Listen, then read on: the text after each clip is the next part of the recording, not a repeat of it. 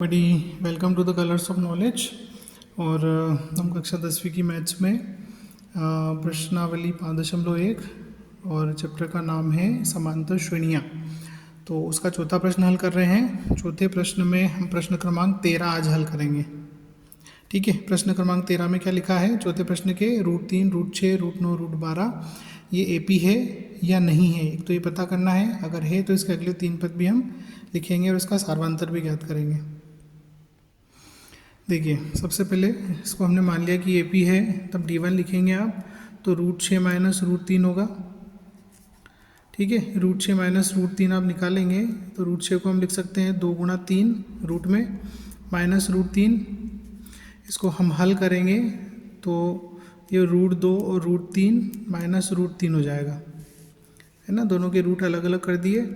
√3 आप कॉमन निकालेंगे तो √2 माइनस 1 ये बचेगा।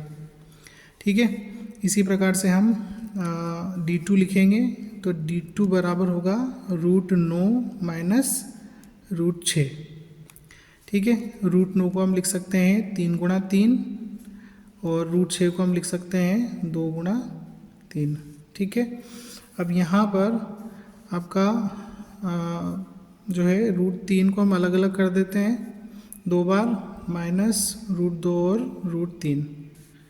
अब यहाँ पर √3 कॉमन निकाला आपने तो क्या आया? √3 माइनस √2। तो बताइए क्या d1 और d2 बराबर है?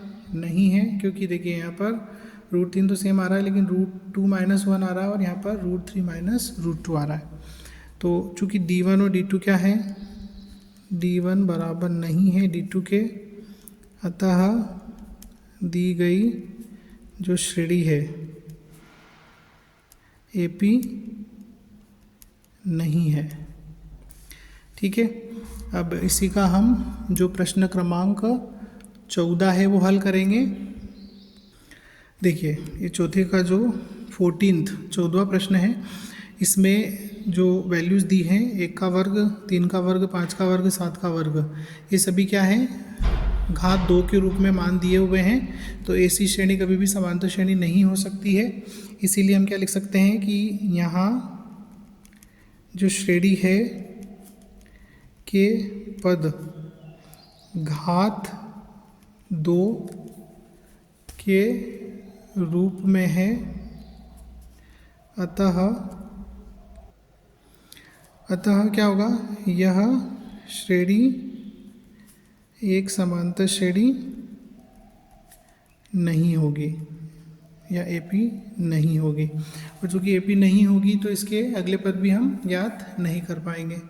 ठीक है, मतलब उस तरीके से, हालांकि हम उसके अगले पद आसानी से हमको आइडेंटिफाई कर पा रहे हैं, उसको पहचान पा रहे हैं कि 1 का वर्ग है, 3 का वर्ग है, 5 का वर्ग है, 7 का वर्ग है, फिर 9 का वर्ग आएगा, फिर 11 का वर्ग आएगा। इस प्रकार से निकाल सकते हैं, लेकिन ये समांतर श्रेणी नहीं है और इसीलिए इसका सार्वंतर हम ज्ञात नहीं कर पाएंगे, क्योंकि इसमें सभी पदों में अंतर अलग अलग होगा और इसके समांतर श्रेणी के रूप में अगले पद हम ज्ञात नहीं कर पाएंगे।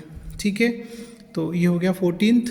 अब इसका 15वां प्रश्न है चौथे का, वो हम हल करेंगे। देखिए, चौथे का 15वां प्रश्न दिया है 1 का वर्ग, 5 का वर्ग, 7 का वर्ग, फिर 73 और फिर इसी प्रकार आगे पद बढ़ते जा रहे हैं। तो इसको हम थोड़ा सा हल करके देखते हैं। 1 का वर्ग जो होगा 1 होगा, 5 का वर्ग 25 होगा, 7 का वर्ग 49 होगा, फिर 73 होगा, इस प्रकार से। ठीक है, अब यहाँ पर हम मान लेते हैं कि माना यह क्या है? एक समांतर श्रेणी है और ये समांतर श्रेणी है तो आप d1 लिखेंगे सबसे पहले। d1 बराबर 25 माइनस 1, a2 माइनस a1, तो यह आ जाएगा 24। ऐसे ही आप d2 लिखेंगे तो d2 जो होगा वो होगा 49, मतलब 49 माइनस 25, ये भी कितना आएगा? 24 आएगा। अब देखिए यहाँ पर d1 और d2 बराबर आ गए हैं। ठीक है, तो d1 और d2 बराबर हैं। चूँकि d1 बराबर d2 है, अतः दी गई श्रेणी जो है वो क्या होगी? दी गई श्रेणी एक समांतर श्रेणी होगी।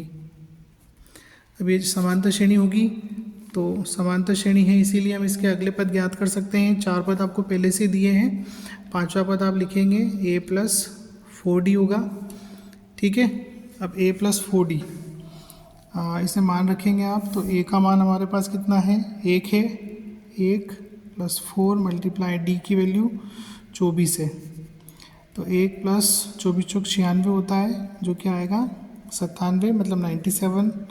इसका अगला छठा पद लिखेंगे तो a प्लस 5d होगा, मान रखेंगे 1 प्लस 5 मल्टीप्लाई 24, 1 प्लस 24 5 120 होते हैं, तो ये हो जाएगा 121। ऐसे ही सातवां पद लिखेंगे तो a प्लस 6d होगा, a का मान 1 है, 6, d का मान आपका 24 है, तो 24 में 6 का गुणा करेंगे, 6 चौक 24, 6 दूनी 12 और 2 14, 144 आ जाएगा, तो अगला पद हो जाएगा 145। ठीक है, तो ये हमने क्या किया, जो प्रश्न क्रमांक 4 है, प्रश्नावली 5.1 कक्षा 10वीं की जो हमारी एनसीईआरटी की मैथ्स है, उसमें चैप्टर 5 समांतर श्रेणियाँ दिया हुआ है उसका, इसके सभी 15 प्रश्न हमने अलग अलग वीडियोस में डिस्कस कर लिए हैं। आशा करता हूँ आपको समझ आए होंगे और अच्छे से इनकी तैयारी करेंगे और बोर्ड में बहुत अच्छा स्कोर आप लाएंगे, इसी आशा और उम्मीद के साथ थैंक्स फॉर वॉचिंग। वीडियो को लाइक करें, चैनल को सब्सक्राइब करें और मुझे सपोर्ट करें। Thank you.